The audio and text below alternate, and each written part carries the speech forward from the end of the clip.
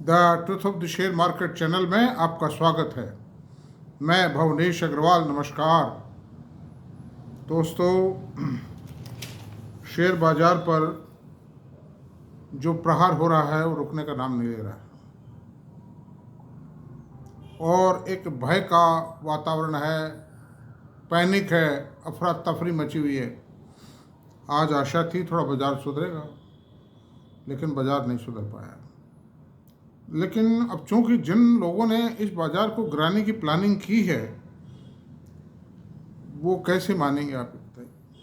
ये बात सही है कि सेकंड क्वार्टर के परिणाम ठीक नहीं आए। फर्स्ट क्वार्टर के कुछ कम खराब आए थे, सेकंड क्वार्टर के ज़्यादा आए, ईयर ऑन ईयर भी कम आए और क्वार्टर ऑन क्वार्टर से भी कम आए हैं। और पिछले 3 क्वार्टर से अगर तुलना करें उनकी ग्रोथ की तो माइनस ग्रोथ है। लेकिन इतनी ज़्यादा तो गिरावट नहीं है कि 1 रुपये के अच्छे शेयरों के 1 रुपये के 12 आने 10 आने रह जाए, 60 पैसे रह जाए, 65 पैसे रह जाए, ऐसा खराब नहीं। अडानी पोर्ट जैसे शेयर, रिलायंस जैसे शेयर, अल्ट्राटेक, इनको इतना भारी गिराया जा रहा है कि पूछो मत। ठीक है, एक क्वार्टर में यार रिजल्ट खराब आ गया, मान लो दूसरे के और खराब हो गए तो रुपये के फिर और 35% गिराएंगे क्या इनको? ये गलत बात है। होता क्या है कि ऑपरेटर्स के पास में इनसाइडर इन्फॉर्मेशन रहती है। वो तो अपना काम पहले ही कर चुके होते हैं और फिर वो ये रिजल्ट दिखा करके तोड़ते हैं, चढ़ाते हैं। जब भी ऐसा ही करते हैं कि वो सस्ते में ख़रीद लेते हैं, रिजल्ट दिखा करके महंगा कर देते हैं और फिर टिका जाते हैं पब्लिक को। और इसमें भी यही करेंगे कि ये इन्होंने पहले बेच बाच लिया, खुद की होल्डिंग तो बहुत कुछ और थोड़ी बहुत पड़ी हुई है तो थोड़ा बहुत क्या फ़र्क पड़ता है। मेरी बात सुनो, एक कपड़े का दुकानदार अगर 100 साड़ी खरीद के लाया और अगर 15 साड़ी बच भी गई उसके पास और 85 साड़ी में उसने 30-40% का प्रॉफिट कमा लिया, उसको क्या नुकसान है? 15 साड़ी आधे दिन बिक जाएंगे और क्या होगा? तो ये तो अपना काम पहले ही कर चुके होते हैं। मरता कौन है? रिटेल इन्वेस्टर मरता है, उसके पास सूचना का अभाव। ये शेयर बाजार की 3 बेसिक चीज़ें हैं: खबर, नज़र और जिगर। तो नज़र भी रख सकते हो आप और जिगर भी हो सकता है आप में, लेकिन खबर कहाँ से लाओ? खबर नहीं आ सकती, खबर तो उन्हीं के पास है। और वो जो खबर आती है वो पोस्टमार्टम रिपोर्ट है एक तरह का। जो खबर आएगी आपके पास में, दैट इज़ पोस्टमार्टम रिपोर्ट। तो मैंने जो व्यवस्थाएं की मेरे पोर्टफोलियो में, वो एक लंबे अनुभव के बाद ये कि भाई ये जो बार बार ऐसा प्रहार होता है हम पर, हम इससे कैसे बचें। अच्छा, आप ये मत समझिए, अगर मान लो मेरी एक 500 करोड़ की भी हैसियत है मान, तो भी मेरे को कोई सूचना एक आध कंपनी में लगा लूँगा मैं, किस तरह जोड़ जुगाड़ बैठा कि हर कंपनी की तो सूचना आ नहीं सकती। वो सूचना तो ये जो बड़े ऑपरेटर्स हैं ना, जैसे मोतीलाल ओसवाल है,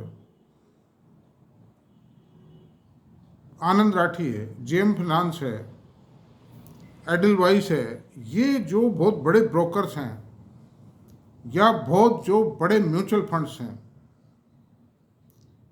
इनके पास आ सकती है। बहुत सी कंपनियों में हमारे रिलेटिव्स हैं,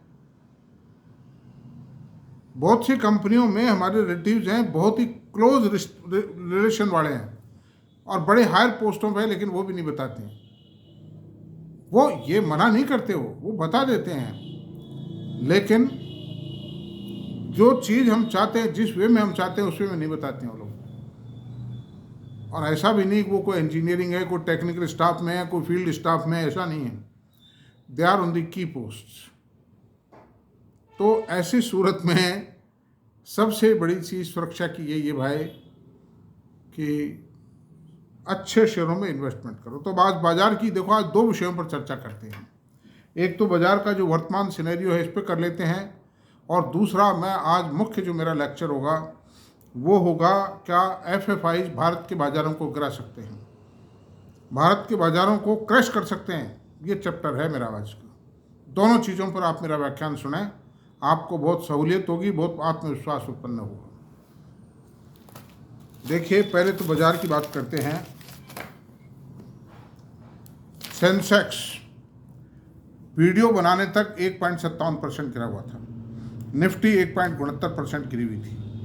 इतने बड़े बेस पे 1.57 गिरना बहुत बड़ी बात है। निफ्टी 1.69 गिरी हुई थी, बैंक निफ्टी 0.83 गिरा हुआ था, ये कम गिरा हुआ है। ये स्ट्रेंथ को शो करता है कि बैंकिंग इंडस्ट्री में ग्रोथ आ रही है। मिड कैप बैंकिंग इंडस्ट्री का मतलब आप कहीं एसबीआई मत समझ लेना, या आप कैनरा बैंक या यूको बैंक या सेंट्रल बैंक नहीं, मेरा खाली 3 बैंक है मेरे, एचडीएफसी बैंक, एक्सिस बैंक और आईसीआई बैंक, बस। इसके अलावा चौथा कुछ भी नहीं है। अच्छा, मिड कैप में 1.6% की गिरावट है, 908 पॉइंट गिरा हुआ है। और सेंसेक्स तो और भी गिर गया कंपाइलेशन के बाद में। और निफ्टी आईटी 0.81, वही बैंकिंग 0.83 गिरा हुआ है, निफ्टी 0.81 गिरा हुआ है। जिनमें दम आने वाली है ना, अंदर ही अंदर जो खिचड़ी पक रही है, मिश्री मावा डाल के जो खिचड़ी पकाई जा रही है ना, या मिठाई तैयार हो रही है अंदर ही अंदर, वो मिठाई भी जारी नहीं होने देंगे आपको। आपको तो घबरू करके, चिंता करके माल ले जाएंगे आपके हाथ से। आपको ऐसा कर देंगे कि यार जो मिल रहा है ले लो, मतलब क्या रखा है। और फिर जब तेज कर देंगे 3-4 गुना, तो कहेंगे खरीदो, ये हो जाएगा, वो हो जाएगा। आप खरीद जाओगे और आप पिट जाओगे बाद में। तो खैर, फार्मा ज़बरदस्त गिरा है, फार्मा अपने चरम पे पहुंच चुका है। इसमें सावधानी रखें दोस्तों, अगर कुछ हाँ तो थोड़े बहुत हल्के कर, बिगड़ेगा नहीं कुछ भी। आपकी रकम सेफ रखो ना यार, इस वक्त बहुत मौके मिलेंगे मंदी के अंदर। और एफएमसीजी 1.51% गिरा हुआ है। एफएमसीजी में दम आ ही नहीं रहा, खाली एक वरुण बेवरेजेज में दम है, बाकी किसी भी कंपनी में दम आ ही नहीं रहा। अच्छा साहब, निफ्टी ऑटो की 462 पॉइंट गिरा हुआ है, 1.94% फॉल इन निफ्टी ऑटो। तो सारे इंडेक्स गिरे हुए हैं, लेकिन कम कौन से गिरे हुए हैं? IT and banking. एफएमसीजी सुधर जाएगा, दिसंबर तक सुधरेगा ये 3 ही सेक्टर हैं डिफेंस में। चौथा फार्मास्यूटिकल है, इस पर ट्रम्प साहब की सरकार आ रही है। वो ट्रम्प साहब का जो मेन उद्देश्य होता है वो अमेरिकन्स को अमेरिकन मेड दवाएं और दूसरे देशों की दवाएं सस्ते रेट पे मिले, ये उनका उद्देश्य है। इसलिए फार्मा सेक्टर पे थोड़ा खतरा रहेगा। देखो मैं आपसे बता दूं, फार्मा सेक्टर में जो पहले गिरावट आई थी वो भी ट्रम्प साहब के जाने के कारण ही आई थी। मतलब उन्होंने मतलब अमेरिकन कंपनीज को जो टेंडर परचेज थी उसमें 25% प्राइस प्रेफरेंस दे दिया था। मतलब और कई तरह के इंडियन कंपनीज पे कई तरह के प्राइसिंग पे बैरियर लगाए थे उन्होंने। तो अंडर दी सर्कमस्टेंसेज दोस्तों, फार्मा के अंदर अगर थोड़ा बहुत हल्का कर लो, आपके पास मान लो 1000 शेयर हैं किसी कंपनी के, 150 शेयर बेच लो, कोई नुकसान नहीं होगा, बाद में फिर खरीद लेना, या दूसरे शेयर खरीद लेना अगर वो तेज जाए तो कोई दिक्कत नहीं है। ये पोजीशन है। मेरी कोई रिकमेंडेशन नहीं होती, मेरा तो खाली एनालिसिस है, मेरे अनुभव के हिसाब से, मेरी स्टडीज़ के हिसाब से, टेक्निकल फंडामेंटल ये सब मैं करता रहता हूँ, उस हिसाब से मैं आपको बता रहा हूँ, बाकी मेरा कोई मतलब नहीं है। अब अनदर थिंग जो है, ये तो बात ये रही। और क्वार्टर फर्स्ट में जो थोड़े गड़बड़ आए थे कॉर्पोरेट रिजल्ट्स, उसका रीज़न इलेक्शन था, और ये बात सही है। क्वार्टर सेकंड में हैवी रेन्स हुई हैं, और थर्ड क्वार्टर में दिवाली आई है, उसके कारण थोड़ी चमक जरूर आई है। 1 लाख करोड़ रुपए का कम से कम एक्स्ट्रा बिजनेस हुआ है दिवाली के कारण, और 57.5% PMI आई है। कारों के व्हीकल्स के जो पैसेंजर व्हीकल्स के जो फिगर्स आए हैं वो सब बढ़ के आए हैं, सेल के फिगर्स बढ़े हुए हैं, लेकिन वो वन टाइम सेल है, एक फेस्टिवल सेल थी, वो हमेशा तो नहीं रहेगी ना। इसमें दिवाली का कितना हिस्सा है और यूजुअल सेल कितनी, अलग करना बहुत मुश्किल काम है। अशोका लीलैंड के फिगर तो बिगड़ के आए, मतलब डाउन आई है अशोका लीलैंड की सेल, 11% सेल गिर गई। तो अंडर दीज सर्कमस्टेंसेज में ऑटोमोबाइल सेक्टर में आप ये ना माने अब ये जो फिगर आए हैं सेल में बढ़त आई है, ऑटोमोबाइल के शेयरों से दूर रहना ही बेहतर होगा। अभी आप नज़दीक जाइए इन शेयरों के, लेकिन थोड़ा रुक के जाइए, इनको स्टेबल एक बॉटम लेवल पे आ जाने दीजिए, और उसमें लगेगा टाइम। अभी उसमें एटलीस्ट 2 या 3 क्वार्टर लगेंगे। अच्छा साहब, अब आज भास्कर अखबार में ये भी खबर है कि साहब वारेन बफेट साहब ने 27 लाख करोड़ रुपए का कैश रखा है, और एप्पल में और बैंक ऑफ अमेरिका में जमकर उन्होंने सेलिंग की। तो वो अमेरिका की सेलिंग है, उससे कोई पैनिक की कोई खास बात नहीं है। और एप्पल के शेयर में पिछले 6 महीने में कितनी गिरावट आई? कुल 6% की गिरावट आई। जबकि 25% होल्डिंग बेच दी है उन्होंने मतलब। अच्छा, एप्पल में इनको गड़बड़ भी रहा है इनका। 5 साल पहले सन 2020 की फरवरी में इन्होंने $172 पर शेयर की रेट से एप्पल के शेयर खरीदे थे, और बीच में तो गिर के 120 आ गया था कोरोना काल में। तो कोरोना काल में क्या, जब ये इन्फ्लेशन बढ़ा और ब्याज की रेट बढ़ी, 120 रुपये आ गया था। अभी 222 रुपये का रेट है, तो 225-30 के आसपास इन्होंने बेचा है। कोई खास गिरावट नहीं आई, कोई चिंता की बात नहीं, वो भी सेंटीमेंट को बिगाड़ने वाला नहीं, एक बार झटका देती हैं। अच्छा, अब सवाल ये है कि दोस्तों ये जो शेयर बाज़ार गिर रहा है ना, अगर मान लो मैंने भी कोई शेयर बताए हैं, किसी और ने भी बताए होंगे, और अगर सही एनालिसिस करके दिया शेयर गिर गया है, तो आप उस आदमी को दोष ना दें, आप गालियाँ ना दें। जैसे मेरे मैसेज पे जिसको मैंने बैन किया, उस आदमी ने लिखा, बड़ी बदतमीजीपूर्ण लिखा था उस आदमी ने, इसलिए मैंने बैन कर दिया, वो अनटोल्डेबल था। तो खैर एनीवे, बाज़ार में जो बढ़ने वाले शेयर है ना, वो भी जब बहुत जोर का झटका लगता है ना, तो वो भी एक बार तो थोड़ा गिरते हैं। जैसे ही मार्केट स्टेबलाइज होगा, उनका बढ़ना शुरू हो जाएगा। जैसे आप देखिए, कोई जोर का भूकंप आया, तो चाहे कितने ही मजबूत इमारत है, छोटे मोटे हेयर क्रैक्स तो उसमें भी आएंगे ही आएंगे। इसलिए ये इस तरह की धारणा मत रखिए। मैं जो कुछ एडवाइस करता हूँ, वो मीडियम टू लॉन्ग टर्म के लिए एडवाइस करता हूँ। और शेयर बाज़ार में पैसा अगर आपको बनाना है, तो मीडियम एंड लॉन्ग टर्म पे चलिए। शेयर बाज़ार का बेसिक फंडामेंटल है, आपको कंपाउंडिंग बेनिफिट मिलेगा, डिविडेंड मिलेंगे, बोनस मिलेंगे, बाईबैक मिलेंगे, और जो कंपनी की प्रॉफिटेबिलिटी ग्रोथ बढ़ेगी, उसका बेनिफिट भी आप लोगों को मिलेगा। इसलिए आप पेशेंसली चलिए। जल्दी पैसा कमाने की जितना आप सोचोगे ना कि मैं जितना जल्दी कमा लूँ, उतना ही आपको घाटा होगा, उतना ही आप पिछड़ेंगे कमाई। शेयर एक अच्छे से अच्छा शेयर है, 2 साल पड़ा रहता है, 3 साल पड़ा रहता है, चौथी साल में 4 गुना कर देता है एक ही साल में। ये लो 4, अब लगा लो एवरेज CAGR लगा लो आप उसकी। अच्छा, अब मैं FIs की बात करते हैं, इतिहास की बात बताऊंगा पूरी। अब ये तो अभी तो ताज़ा बात करते हैं, अभी चालू वित्तीय वर्ष के, मतलब ये देखिए ऐसा है। हाँ, 7 अक्टूबर को FI ने 8,293 करोड़ रुपए के शेयर बेचे। 4 अक्टूबर को 9,896 करोड़ रुपए के शेयर बेचे। जो हैवी सेलिंग की ना इन्होंने, क्योंकि इनको मालूम था, अंदर से इनसाइडर न्यूज इनके पास थी कि रिजल्ट खराब आ रहे हैं। इन्होंने पहले ठोक दिया उन डेटों पे, उसके बाद बाजार गिर गया मतलब। अच्छा, फिर आप देखिए 3 अक्टूबर को 15,243 करोड़ का माल बेचा, और 30 सितंबर को 97,191 करोड़ का माल बेचा। ये लीकेज ऑफ इंफॉर्मेशन था, इसलिए ये माल ठोक गई, मैं आपसे बता रहा हूँ। अच्छा, अब थोड़ा थोड़ा बेच रहे हैं, अभी भी गिराने का प्रयास है इनको। गिरा इसलिए रहे हैं कि इनको वापस खरीदना है माल, जा नहीं सकते इंडिया से। India is the best destination for investment in the world मतलब। अच्छा, टोटल सेलिंग 1,14,445 करोड़ की है in the month of October. नवंबर के तो फिगर में आएंगे भाई। अच्छा सर, अब आप देखिए, इन्होंने सन 2020 के बाद अब तक कितनी सेलिंग की है। सन 2024 में 2,41,472 करोड़ की सेलिंग कर चुके हैं, यानी 10 मंथ्स में। सन 23 में 16,325 करोड़ की सेलिंग की। सन 22 में 2,78,429 करोड़ की सेलिंग की। इसलिए दोस्तों कोई घबराने की जरूरत नहीं, सन 22 में भी कर चुके हैं। गिरा था बाजार, लेकिन रेशनल गिरावट थी, और कंपनियों की हालत भी कोई थोड़ा सा डाउनफॉल आया था रिजल्ट्स में। केमिकल सेक्टर गिर गया था, ऑटोमोबाइल भी गिर गया, स्टील भी गिर गया था, कई गिर गए थे। अच्छा, अब आप देखिए सन 21 में 91,626 करोड़ का माल बेचा, यानी कोरोना की मंदी के बाद जो बाजार उठा, ये लगातार सेलन है। टोटल माल 6,27,852 करोड़ का बेचा है इन्होंने। क्या फर्क पड़ा? इंडिया के जो शेयर थे, इंडिया का जो इन्वेस्टर है, जिसकी समझ में आ चुका है कि अगर पैसे को बढ़ाना है, पैसा कमाना है, तो शेयर बाजार में पैसा लगाओ।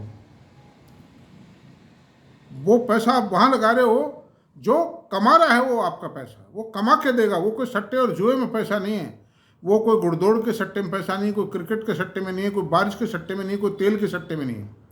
You are investing in your money where your money will earn, and that will reward in the due time.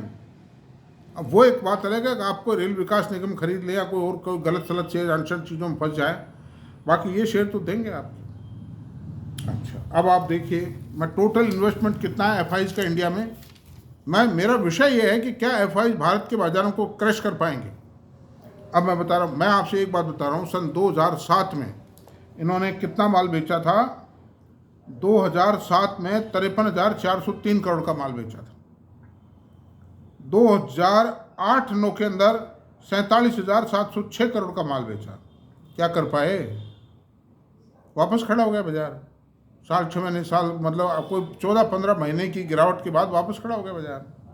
और आज की तारीख में इतना माल बेचने के बाद में इनका जो माल है कॉर्पस बचा है वो 17,76,522 करोड़ रुपए का इन्वेस्टमेंट है एफआईज का टोटल इक्विटी के अंदर, इंडियन इक्विटी में। अगर ये सारा भी बेच जाए, एक दिन में तो बेचेंगे नहीं, अगर एक दिन में बेचेंगे तो इनको नुकसान होगा, चूंकि बाजार इतना गिर जाएगा और उन गिरी हुई रेटों पर ये भी नहीं बेचेंगे। धीरे धीरे मान लो 2 साल में बेच भी जाए तो Indian investor will absorb it, because 3 lakh crore रुपया यानी 25,000 रुपया करोड़ रुपया महीना, 3 लाख करोड़ रुपया साल तो इंडियन इन्वेस्टर एसआईपी के रूप में दे रहा है। फिर जो कॉरपोरेट्स दे रहे हैं वो भी दे रहे हैं पैसा, लमसम में भी दे रहे हैं, एचएनआईज भी दे रहे हैं, लमसम में बहुत पैसा आ रहा है।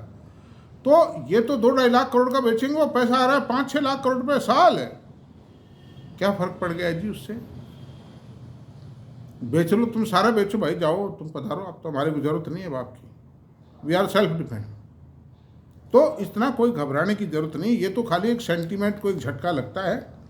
कॉरपोरेट सेक्टर भी संभल जाएगा इस अक्टूबर से। मैं समझता हूँ इस क्वार्टर के जो रिजल्ट है थोड़े संभले हुए आएंगे। एक तो सीमेंट सेक्टर की हालत ख़राब हो गई थी, ऑटोमोबाइल की तो थोड़ी ख़राब ही रहेगी। एक तो सीमेंट सेक्टर संभलेगा, आईटी संभलेगा, फिर आपके ये जो कैपिटल गुड्स में भी सुधार आएगा। अच्छा, फिर power sector will report better, क्योंकि पावर का यूटिलाइजेशन बढ़ेगा। ये जो बारिश का मौसम था इसमें पावर यूटिलाइजेशन घट गया था, डिमांड घट गई थी, लेकिन उसके बावजूद भी पावर कंपनियों ने रिपोर्ट अच्छे दिए हैं, वर्किंग अच्छी दी है, और this quarter will report a better. तो capital goods, power, cement, infra में ये तीनों, ये जो कोर सेक्टर इंडस्ट्री में ये तीनों। अच्छा, फिर माइनिंग में भी उतना सुधार तो नहीं आ पाएगा जैसे कोल इंडिया है, एनएमडीसी में इतना। अक्टूबर के जो फिगर आए हैं एनएमडीसी के वो 4% प्रोडक्शन ईयर ऑन ईयर सुधर के आए। तो ये सुधार के हल्के हल्के संकेत हैं, इतनी कोई ऐसा नहीं है कि बाजार बिल्कुल लुट जाएगा या कॉरपोरेट सेक्टर बैठ जाएगा। गवर्नमेंट को भी चिंता है, हालांकि ये कूल डाउन जो किया है गवर्नमेंट ने किया है, मैं आपसे बता रहा हूँ, इतना ज़्यादा हीटअप भी नहीं होने देना चाहती, एकदम से हीटअप हो जाए उसमें भी स्मॉल इन्वेस्टर मारा जाएगा मतलब। तो दिस इज द पोजीशन, इसलिए कोई घबराने वाली बात नहीं है, ये सब चलता रहता है। इंडियन इन्वेस्टर पैसा लगाता रहेगा, शेयर बाजार मेंटेन रहेंगे। और मैं आपसे एक ही बात बता रहा हूँ, आप जिन सेक्टर पर, वही बात है, जैसे ही मार्केट एक लेवल पे आ जाएगा टूट टाट करके, जिनको भी इस पर हथौड़ी बजाने बजा लेने दो, उसके बाद बाजार में जिन शेयरों को बढ़ना है उसमें बढ़ना शुरू हो जाएगा। और सबसे मेरी टॉप पिक है आज की तारीख में जिसमें सबसे स्मार्ट गेन होंगे, वो वारी एनर्जी है। That is the best share of the stock exchange. Adani port best है, मतलब बहुत ताकत है इनमें मतलब। तो आपको सबसे ज़्यादा जो कंसंट्रेट करना है जिन सेक्टर्स पे, उसमें करना है ग्रीन एनर्जी, वारी ग्रीन एनर्जी का शेयर है। डिफेंस मेरी रिकमेंडेशन नहीं है दोस्तों, मतलब खरीद फरोख्त आप अपने फाइनेंशियल एडवाइजर से पूछ के करें, मेरा कोई लेना देना नहीं है, मैं खाली स्टडी दे रहा हूँ मेरी, और कुछ नहीं दे रहा हूँ। डिफेंस पे कंसंट्रेट कीजिए, डिफेंस सुधर रहा है तो सुधर जाएगा।